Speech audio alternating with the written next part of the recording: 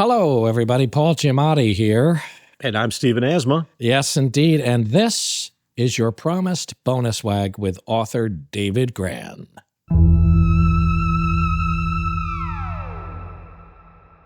Do you see yourself as a historian, or do you see yourself as a journalist? Are they the same thing? Are they related in some way? Are you a detective? I mean, I think you consider yourself that, but I'm interested to know about, like, do you see yourself as an historian? And I ask that with all, because I think you are, but it's like, I don't know what you think. You know, it's funny. I began my career trying to be a novelist when I was younger. And I was a failed novelist, a terrible novelist, completely failed. So maybe that is my attraction to failure. And then needed a job and became a reporter. Mm-hmm. Then I was actually kind of failed as a reporter too. I wasn't a very good reporter because I was really slow. And I tended to tell stories the way my grandmother told me stories, which was kind of from beginning to end. And I would turn in my stories and the editors would say, yeah, that's pretty good, but we're going to take your ending and we're going to move to the second graph because everyone needs to know what happened. They're not going to keep reading.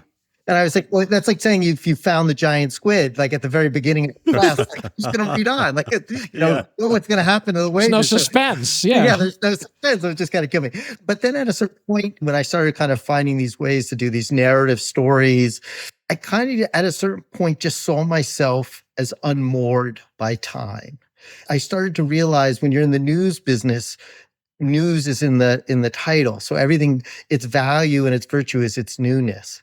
But I started to realize, well, wait, there are these incredible stories which sometimes don't make news because they're like searches for the giant squid, or they're just kind of interesting, or they happened a century ago or 2 centuries ago. And so I became unmoored and I just began to apply similar techniques of kind of obsessive research. And I think that is the link with obsession between we cover. Yeah. And I'm sure it's the same in your professions too. You have to have some level of obsession if you're going to do these things.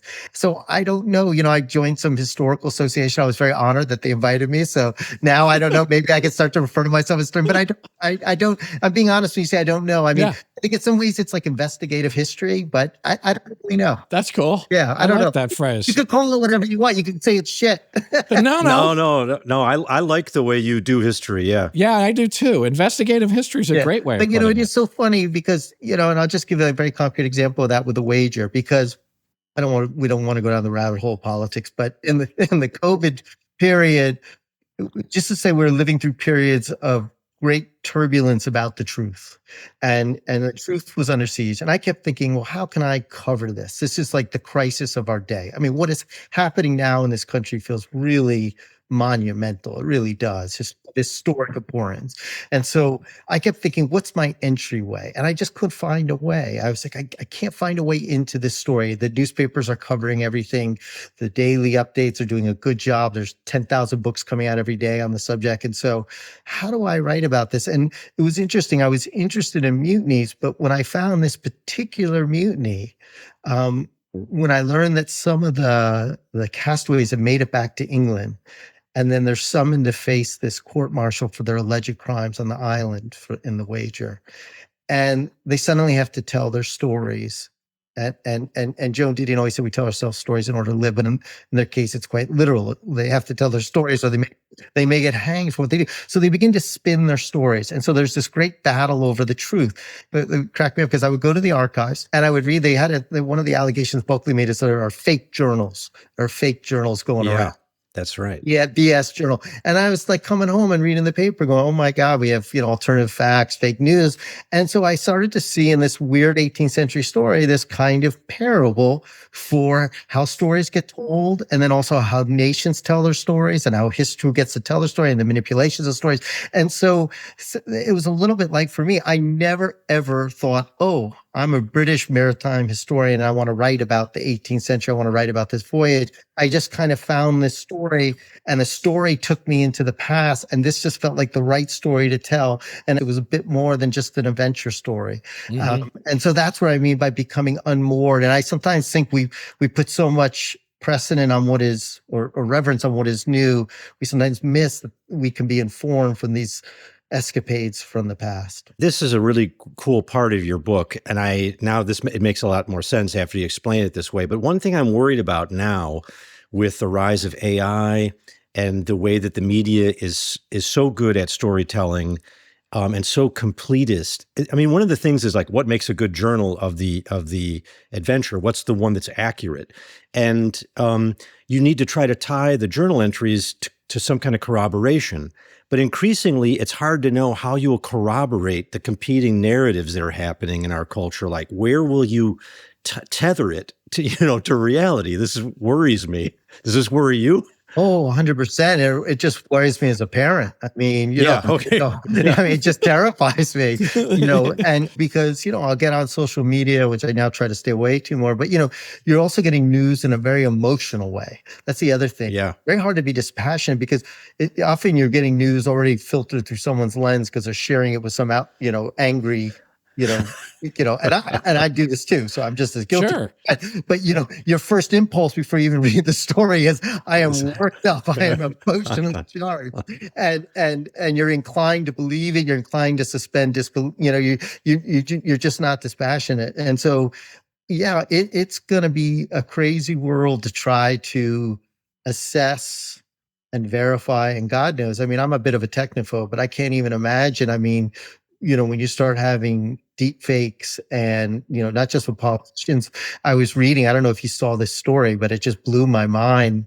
And I want to be careful because I don't remember all the details. It was just like a week ago I read this story, but I think it was in Baltimore. There was a school and there was an athletic director. Again, I want to be careful because they're allegations, but an athletic director who was upset with the principal. And so I think allegedly doctored some kind of recording that with the principal's voice that made him sound racist. And then oh my God, the principal got suspended and they launched an investigation. And it turned out, and then again, if I got this correct, the athletic director, I believe was arrested. But in any case, but again, like, I mean, you can weaponize. I mean, if, again, with those details, I just want to be clear, those were allegations. But as he alleged, but as it goes forward and this becomes what accumulates as culture, like what's going to happen to history when we look back at everything that is completely unreliable? I mean, not that, but what's reliable anyway, which is kind of what you're talking about. I mean, you have all these different journals. Maybe it never was. I mean, it drops me at this place where I always go, what is it anyway? What is history? I don't even understand what it is when we talk about it so confidently. Sometimes I'm not even sure what it is. I mean, history is always shaped and it's always reflected through people's individual perspective. And then even telling it's reflected through my own perspective of telling this history. So that being said, I think if somebody shoots somebody shot somebody. And we do need to be able to drill down and agree on a certain set of facts. And then we can dispute what the hell we want to in our opinions and policy prescriptions and all of that. If you can undermine facts, if you can live in a society where nothing can be believed, then anything can be done. And it really is the end of accountability. You could just say Orwell. Yeah, you could just say crazy. what the hell you want, right? I find it vaguely terrifying. And in fact, both the wager killers, even then whatever I work on next will deal with this exploration of the truth and how you assess it and verify it, because I think we all need to become historians. I mean, I really do. I mean, I'm just a regular person. I don't think of myself as a historian. I just like a reporter, but in a way you have got to learn to assess, to corroborate, and you may not be able to find the perfect truth, but you can hopefully find the best approximation of the truth. One thing, like there's a wonderful story in the collection, on the Sherlock Holmes collection, and it's about a real case of a guy that it seems like he was falsely accused of burning his children in his house. And it is sort of this contest between what looks like sort of like a junk science way of assessing the burn evidence, which leaps to the idea of arson, and then a much more sort of reasoned, scientifically grounded assessment of the same data, which seems to exonerate him, but it all happens too late. And this guy actually is killed. It's in Texas, I believe. It's a real story. That's an amazing story. And my brother works as an investigator for the public defender, and he's been involved in exonerating 2 people with the Innocence Project at Northwestern in Illinois to like literally save people off death row. And I think this thing we're talking about is really important because the legal system is also a contest between these competing narratives. And I'm worried that like, how much science do we know in terms of evaluating it? And secondly, there's this weird inertia on the part of like the prosecution, which is once I got like a narrative, once I've got a story that covers the facts, I'm not going to let go of it no matter what new data comes in. I'm just going to hold the line, you know. That's creepy. To me, there was many disconcerting elements of that case about this man who had allegedly set a fire that burned down his house that killed his 3 kids. And initially, he was presumed to have set the fire because arson investigators had come into the house. They found things like what they described as pour patterns on the floor and crazed glass, which was like a shattering pattern on the window. They said that could only have been done by an accelerant, meaning somebody poured fluid or inflammable liquid, and he was charged and then put on death row.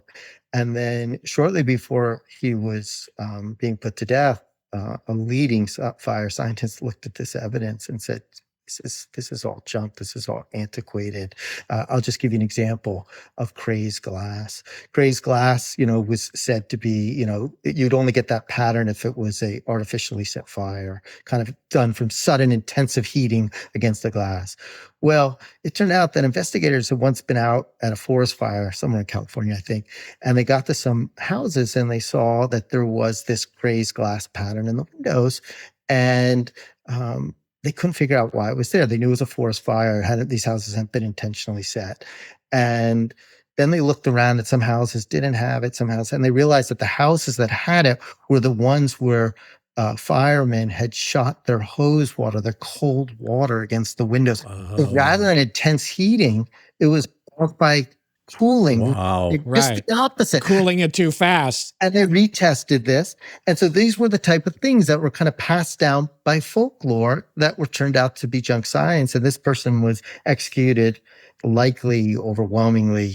There's no evidence to indicate he set this fire. The evidence proponent is this was an innocent man who was executed, and one of the clearest cases in American history where the evidence is really overwhelming. And it's just what you said, and it's something I never really had thought about. It gets maybe to that idea which we were talking about, that self-image in our heads. In many of these cases, where evidence will suddenly reveal that an innocent person is on jail or on death row, the prosecutors, they don't even want the testing. They don't want the DNA testing in. They don't want to look at the evidence. They fight the evidence. They suppress the evidence. And it's irrational because, it's nuts. It's crazy. Like, take the testing. If an innocent man is on jail, your job is to get him out. Yeah. But I think that self-conception that you were right. You are For sure. standing for the law, that shatters that image. And so in preservation of that image, you do the very exact opposite, right? Irrational, crazy shit. I just find that nuts. Like, if you have DNA, test the DNA. Why are you fighting the DNA test? Test it.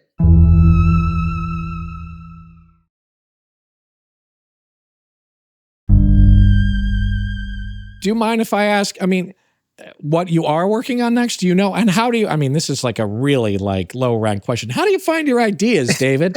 No, that's a good question. Where do you get your ideas? Well, I know people ask me, they're like, how do you memorize all those lines? Okay, Barbara Walters. Yeah.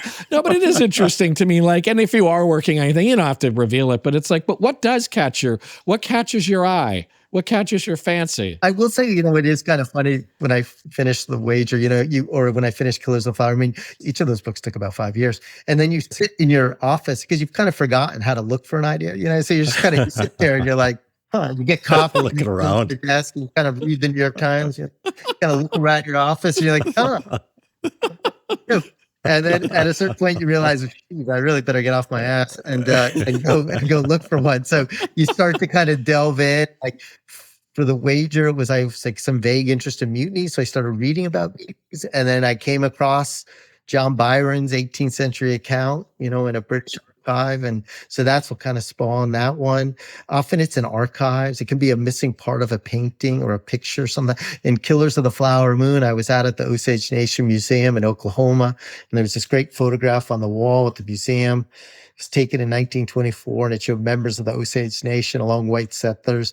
And I noticed that part of the photograph was missing. I asked the museum director, then Catherine Redcorn, who I was meeting for the first time, and I said, well, what had happened to it? So, it contained this figure so frightening they had decided to remove it. And she pointed to the missing panel and she said the devil was standing right there. Wow. And then she brought up an image of the missing panel. It showed one of the killers of the Osage for the royal money during that period of the early 20th century. So, you're a little bit like a professional snoop, and you're always reading, you're cutting out stories. One of the stories in The Devil and Sherlock Holmes is about the Aryan Brotherhood, this ruthless prison gang that, would take over and control prisons. And I remember I was just reading in those days when every town and community had a great little newspaper. They were great sources for story ideas. And I remember reading a brief, it might have been in the Sacramento Bee or one of these California newspapers, and it said, members of the Aryan Brotherhood were arrested while in prison. Arrested while in prison? And that's what set that one off. That's weird as hell. Like, and then you just start to ask yourself questions like, okay, first of all, you're arrested while you're in prison. Then like, okay, we know gangs exist, but like, what is their currency? Like, and then it turned out that some were in solitary confinement. So you're like, how do they even communicate? How do they do it? Yeah. And how does it even, so you just start asking yourself how do these questions work? And so that's how it can lead. So it can kind of lead, anywhere, but you really have to like be reading aggressively, reading newspapers, talking to, I will randomly call, you may get a call tomorrow. What's that? What in the world of logic and philosophy is the great? Right. And was there a murder ever done in the? Oh, I bet there's probably some interesting shit in the world of philosophy with crazy philosophers trying to kill each other. I'm sure there is. Well, one guy you did cover is that Polish author who was like postmodern murderer. That was fascinating. Yeah. Yes, I had to read Postmodernism for Dummies for that one. Yes. I'm sorry.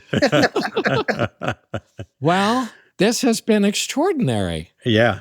This is really great. Great Chinwag. Really awesome. We got to come back. But next time we come back, I listen to you guys talking about the giant squid. When we come back, yeah, talk squid next time. Absolutely. Please do come back because there's plenty more that we would love to talk about. Yeah. We'll come back. We'll talk Archie next time. Architeuthis. We'll come back and talk Architeuthis. All right, good. Excellent. Cool. Great. Well, thank you very much, David. Thanks a lot. Thank you very much, David. Thank you. Take care, guys. My pleasure. Ooh, good stuff, Steve. Great stuff. Yeah. That's the straight stuff right there. That's a straight dope. Yeah. I consider him a great historian. I know that he sees himself as sort of a historian, sort of a journalist, but I love reading that kind of history. Me too. I feel like I'm in good hands. I feel like I'm in very reliable hands. I'm getting the real thing. I'm not getting any half-assed stuff from that guy. It's like, he really takes time and care, and he does so much research for each of these books. He said it takes about 5 years to do one of the books. It's incredible. 5 years. It's really cool. And he gets deep into it. It sounds, I hear that kind of thing and I go, God, that sounds like heaven.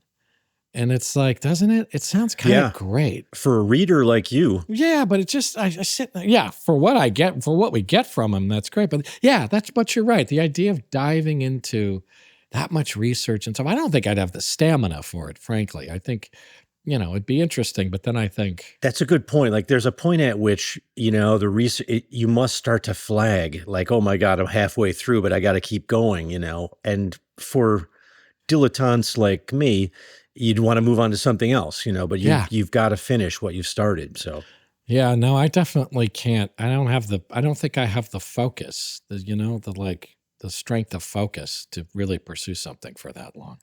I think my body chemistry is different. Yeah, it really is. Anyway, this was delightful once again to see you, Steve. Really fun. Yeah, indeed. Yeah, there'll definitely be more of this. And please keep the letters coming and the nice reviews and all the nice comments and everything, and send this out to folks. Send out an episode or two of this. Share the episode. Share the wealth. Well, anyway, that's it for me, Steve. I have nothing to add except wag on weirdos.